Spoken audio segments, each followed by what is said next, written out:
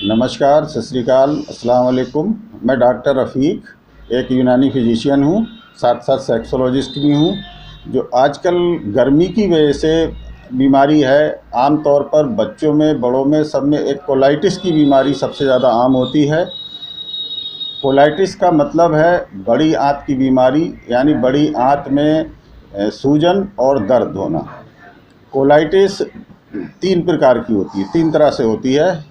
एक कोलाइटिस होती है जो वायरस, बैक्टीरिया या प्रोटोजोआ से होती है।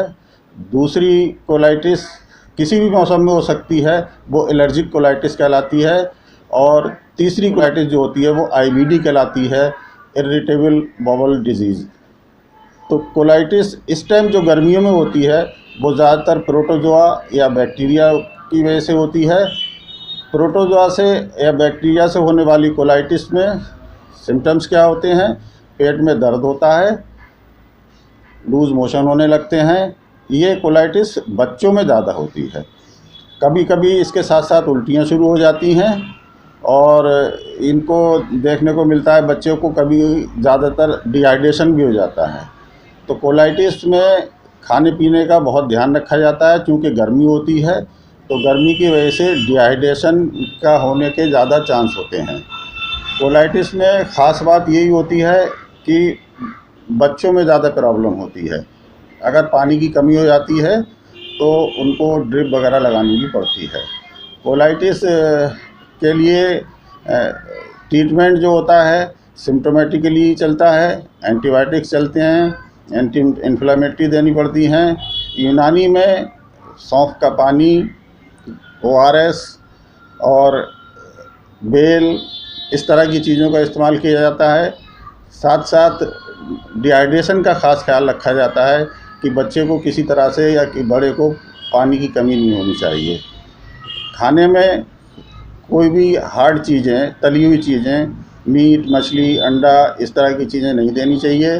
ज़्यादातर खाने में हरी सब्ज़ी या चावल को ज़्यादा बॉयल करके, जिसको हम खिचड़ी कहते हैं, जो ज़्यादा बॉयल करने के बाद में आसानी से डाइजेस्ट हो जाती है, वो देना चाहिए।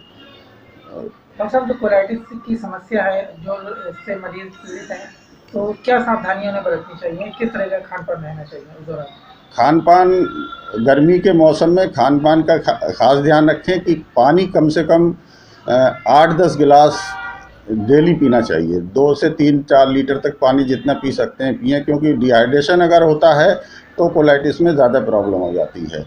बाकी अगर इन्फेक्शन हुआ है कोई, या वो वायरस का है या बैक्टीरिया का है या प्रोटोजोआ का है, तो उसके लिए मेडिसिन लेना ज़रूरी होता है, क्योंकि वो बगैर मेडिसिन के ठीक नहीं हो सकती। खाने में बाहर का खाना ना खाएं, फ़ास्ट फूड ना खाएं, ठेले पे खुला हुआ या बाहर की चीज़ों को खाने से परहेज़ करें। अपने घर का खाना खाना चाहिए, और खाना जब भी खाएं बॉयल करके, गर्म करके तब खाना चाहिए। और जो कुछ कोलाइटिस ऐसी होती हैं खाने की एलर्जी की वजह से होती हैं, वो किसी को भी किसी वक्त में किसी मौसम में हो सकती हैं, तो उसको अपना ध्यान रखना पड़ता है। जैसे किसी को पपीते से भी हो सकती है, किसी को मीट से होती है, किसी को तरबूज से हो जाती है, किसी को किसी से हो जाती है। तो उस कोलाइटिस में ध्यान रखें कि जिस खाने की वजह से एलर्जी है, कोलाइटिस हो जाती है, उसको वो खाना छोड़ना पड़ता है। और उसके अलावा जो तीसरी कोलाइटिस होती है आईबीडी, इसमें क्या होता है कि बड़ी आंत में, ये क्रॉनिक होती है, बड़ी आंत में ज़ख्म पैदा हो जाते हैं। तो इस कोलाइटिस को ठीक करने में काफ़ी टाइम लगता है। इनके लिए कई बार बायोप्सी भी करानी पड़ती है, केमोथेरेपी भी करानी पड़ती है, कई बार सर्जरी भी करवानी पड़ती है। कोलाइटिस किसी भी तरह के, जो आजकल गर्मियों में कोलाइटिस हो रही है, उसमें सिर्फ यही है कि अपने खाने पीने का ध्यान रखें, और जितने भी जो प्रोडक्ट हैं ज़्यादातर खाना घर का खाएं, बाहर के खाने से बचते रहें। इसके अलावा अगर किसी बच्चे को या बड़े को कोलाइटिस का मालूम हो रहा है, पेट में ऐंठन हो रही है, दर्द हो रहा है, लूज़ मोशन शुरू हो गए हैं, तो सबसे पहले उसको ORS देना शुरू कर दीजिए, और अपने किसी भी नज़दीकी फिजिशियन को दिखाकर सही सलाह लेकर सही इलाज करना चाहिए। Thank you.